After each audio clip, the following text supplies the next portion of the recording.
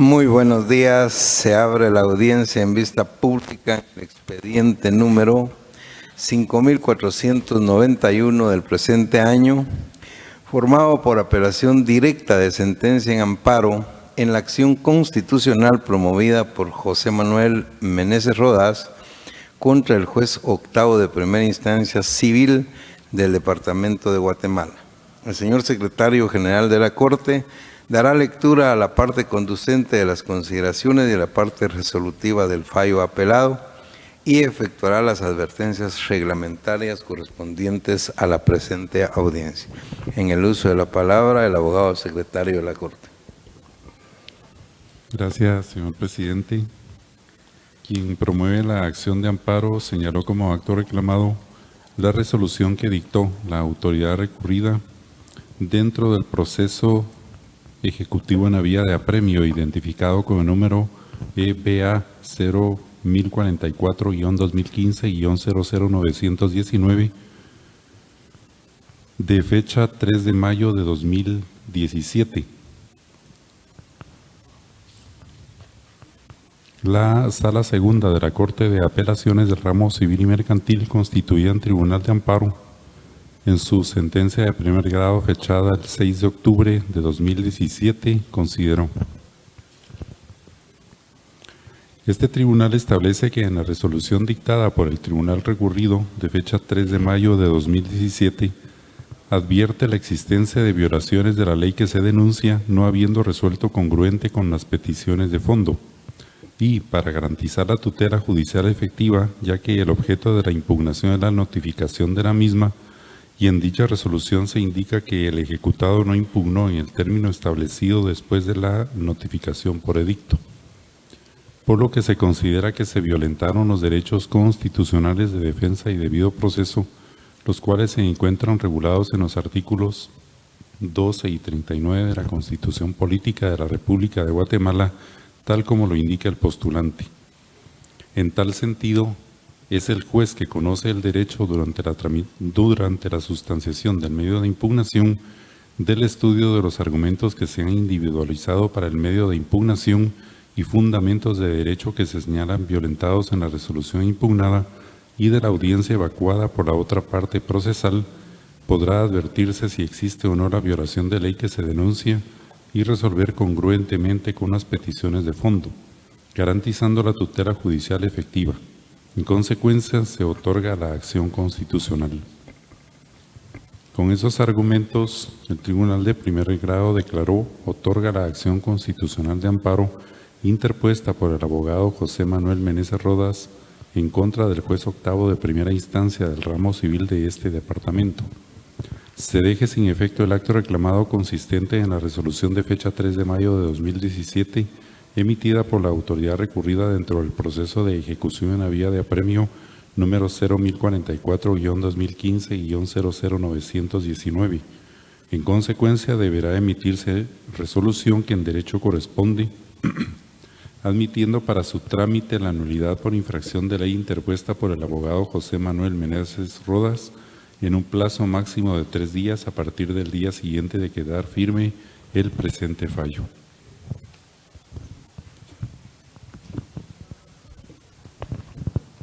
De conformidad con lo que establece el artículo 67 del Acuerdo 1-2013 de esta Corte, quien haga uso de la palabra en esta audiencia deberá dirigirse directamente al tribunal, expresar sus alegaciones en forma oral de conformidad con el objeto de la vista pública previsto en el artículo 61 del acuerdo mencionado, y no dar lectura a ningún documento salvo que para ello cuente con autorización previa del señor presidente. Deberá concretarse el asunto planteado, ser breve, conciso y preciso en su exposición. Para la exposición de alegaciones, cada una de las partes intervinientes cuenta con un tiempo máximo de 15 minutos. Es todo, señor presidente. Muchas gracias, señor secretario. En tal virtud pueden hacer uso de la palabra el apelante del amparo, tercero interesado y solicitante de la vista pública, en este caso el Banco de los Trabajadores, por medio del mandatario especial judicial con representación, abogado Edgar Danilo Ortiz Calderón, quien actúa con su propio auxilio y quien queda en el uso de la palabra. Muy buenos días, estimados ilustres magistrados, muy buenos días, colega. Es para mí una forma de corregir el error producido por la Sala Segunda de Apelaciones, de la Corte de Apelaciones, en calidad de tribunal de amparo. La aberración cometida en contra de la sentencia de fecha 6 de octubre del año en curso. Para eso haré una breve síntesis de los antecedentes. El 13 de mayo del año 2011, mi representada Banco de los Trabajadores constituyó un préstamo al señor José Manuel Meneses Rodas por la suma de 488,000 quetzales y estipulando dos condiciones básicas en dicho contrato. La primera condición era que se debía de establecer un lugar para recibir notificaciones, el cual fue ampliamente conocido por las dos partes, bajo el criterio de que si en dado caso cambiaba de dirección, se tenía que hacer por medio de notificación y por escrito en forma válida, situación que no sucedió. Dos, que es el vencimiento anticipado. Con un solo mes de vencimiento anticipado, el Banco de los Trabajadores podía producir la ejecución en la vía de apremio y cobrar el adeudo más los intereses, gastos y costos procesales. Situación que en el Banco de los Trabajadores no sucede por las siguientes razones. Una es porque saben que existe un deudor y por lo tanto el deudor sabe que tiene una deuda.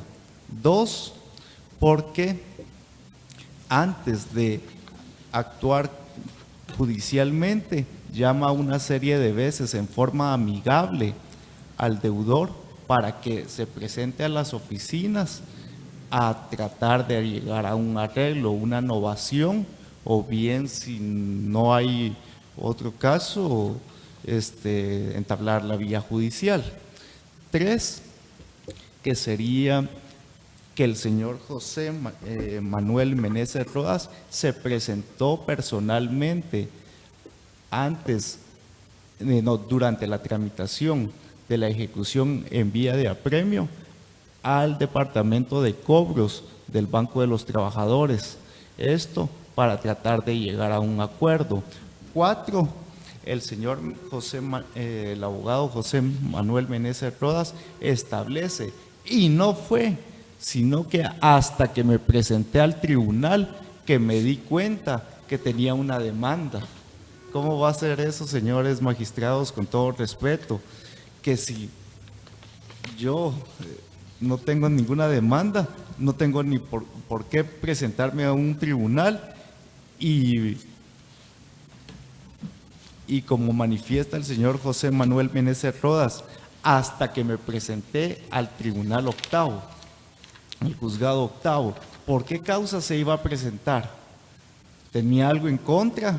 Claro que sí, sabía que tenía una deuda y que desde hace 2 años, con 4 meses, que cayó en mora y por lo tanto, siendo un abogado, sabía lógicamente de la existencia de una demanda. Otro punto interesante que quisiera tratarles con ustedes es el tema del agravio.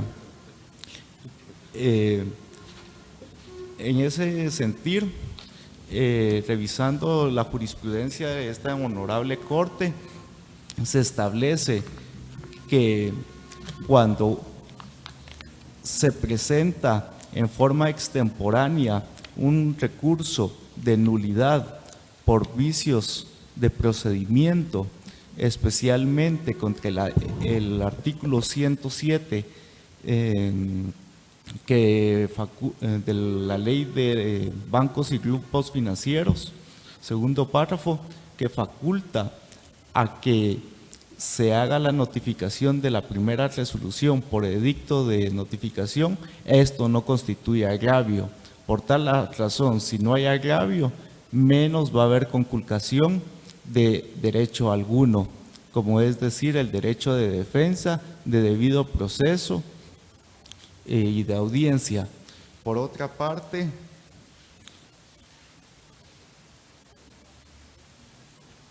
la honorable Sala Segunda de la Corte de Apelaciones en calidad de Tribunal de Amparo, lo que hace a lo largo de la sentencia es mencionar una serie de jurisprudencia, pero que nos lleva desde siendo esto un proceso eminentemente de ejecución en la vía de apremio, por haber una garantía real, que es una propiedad.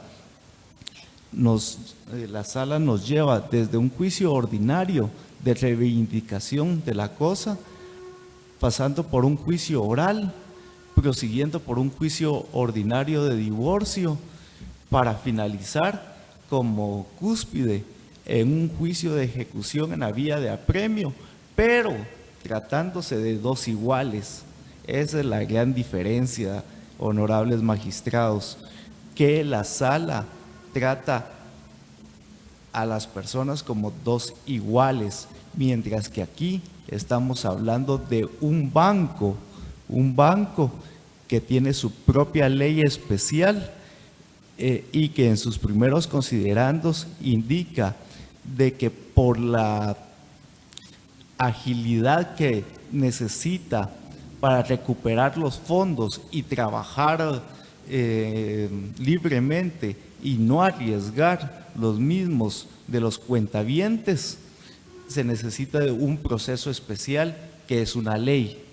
¿Cuál es esta ley? Es la ley de bancos y grupos financieros, decreto 19-2002.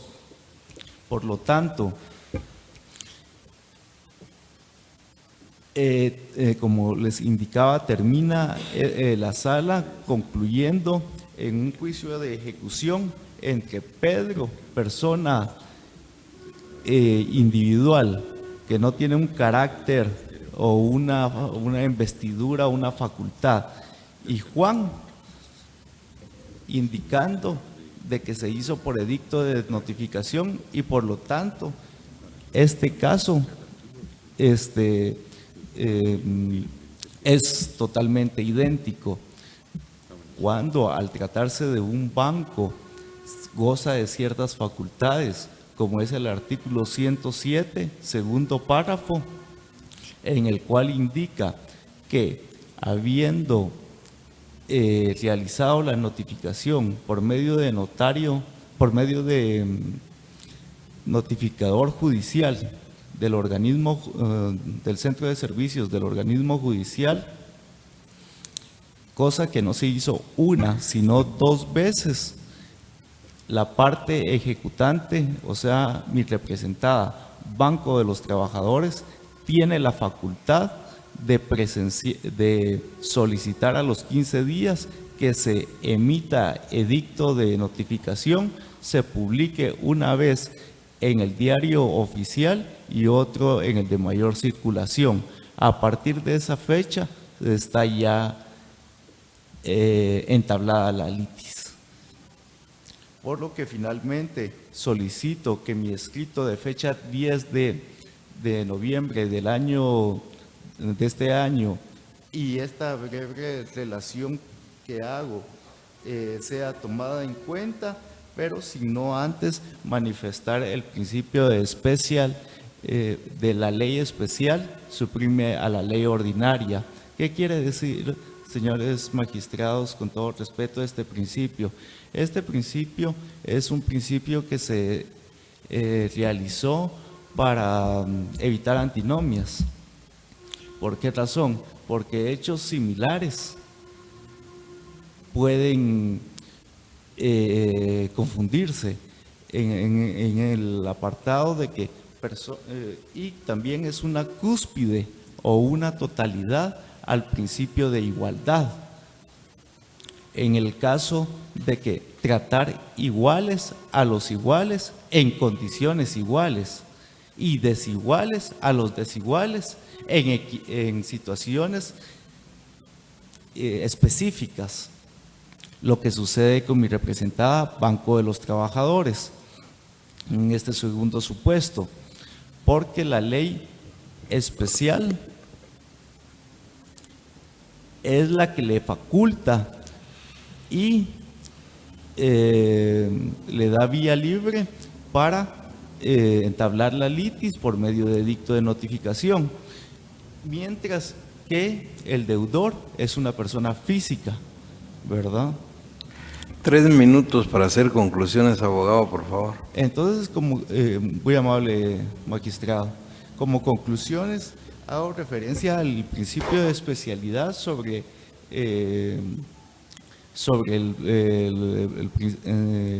las leyes generales, ¿verdad? Que todo principio, que si el legislador no hubiera sido del criterio que se aplicara la ley de bancos y grupos financieros, sino que primero notificador, de ahí notario notificador, de ahí estrados, de ahí boletín, el acto de comunicación, por lo tanto, quedaría inútil la ley de bancos para aplicarla en último caso. Eso es todo, señores honorables magistrados. Gracias, muchas gracias. Muchas gracias, abogado Ortiz Calderón. Finaliza la audiencia con la intervención del Ministerio Público a través de la Fiscalía de Asuntos Constitucionales, Amparos y Exhibición Personal, por medio del fiscal César Augusto Corado González, quien actúa con su propio auxilio y quien queda en el uso de la palabra. Gracias, honorables magistrados. Reitero los buenos días y también al colega. Al estudio del memorial de interposición del amparo, que el postulante estima que la autoridad impugnada ha causado violación a garantías y derechos que le asisten de forma constitucional, compartimos el mismo criterio que sustentó el colega en cuanto a sus argumentaciones, tanto fácticas como jurídicas, porque al momento de que la autoridad impugnada declaró sin lugar el recurso de apelación, lo hizo dentro del ámbito de sus facultades. El Tribunal Constitucional consideramos también que cometió un hierro al momento de declarar con lugar el recurso, el recurso de amparo o la acción de amparo. Consideramos de que cuando damos lectura al memorial de interposición del mismo José Manuel, no reúne las características propias de violación y conculcación a sus derechos que obviamente merezcan ser reparados por vía del amparo. Consideramos entonces firmemente que el mismo juez, cuando resolvió, profirió una resolución clara, firme y categórica, razón por la cual consideramos de que no hay agravio que reparar a través de la palestra constitucional. Consideramos de que el recurso de apelación sí deviene procedente, razón por la cual consideramos también de que el amparo debió haber sido denegado. Gracias, señores magistrados. Muchas gracias, abogado Corado González. Se clausura la presente audiencia. Buen día. Gracias.